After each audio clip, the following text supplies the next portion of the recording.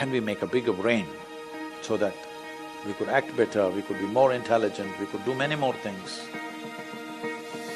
But Adi Yogi, over 15,000 years ago, said something very unique. People ask the same question. So Adi Yogi said, see, you can learn to use your existing capacities in a much higher way than the way you're using it right now.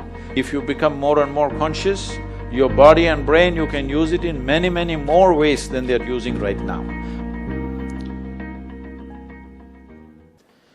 See, there's substantial evidence, neurological evidence. This question has been on for a long time. Can we evolve into another place? A whole lot of people asking. Can we make a bigger brain so that we could act better, we could be more intelligent, we could do many more things?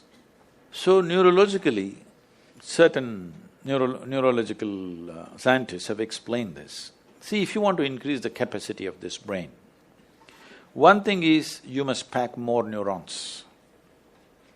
This is how a lot of children are born with excess neurons. Those are the children who are hyper, very brilliant, but hyper and unstable. Another way to enhance your brain capacity is to increase the size of the neuron. If you increase the size of the neuron, the capacity of the brain could expand big time. But right now as you sit here in a restful condition, more than 20% of your energy is being consumed by your brain. Your brain is only this much, hardly 2 pounds. This much body consumes only 80%.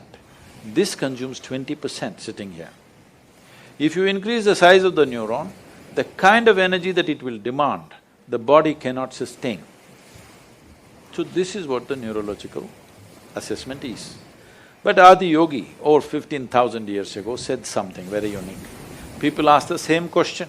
So Adi Yogi said, see, you can learn to use your existing capacities in a much higher way than the way you're using it right now. If you become more and more conscious, your body and brain, you can use it in many, many more ways than they're using right now.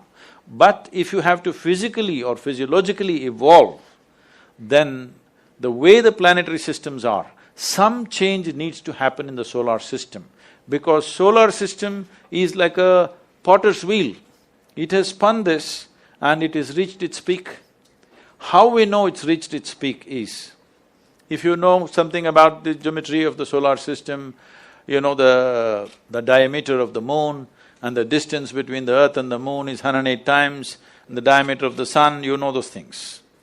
So, if you look at the human system, there are 114 junction points or chakras as they're called. The first two are outside the physical body, so we usually don't talk about it unless it's for some mystical purposes. So 112, out of that 112, 4 of them, you cannot do anything about them. If you take care of the 108, the remaining 4 operate by themselves, they have an intelligence of their own. We cannot do anything about it. So 108 is what is available to you. Seeing this, he says, see, 108 is already available to you.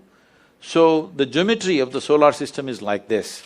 Unless some structural change happens in the solar system, you cannot evolve physiologically any further.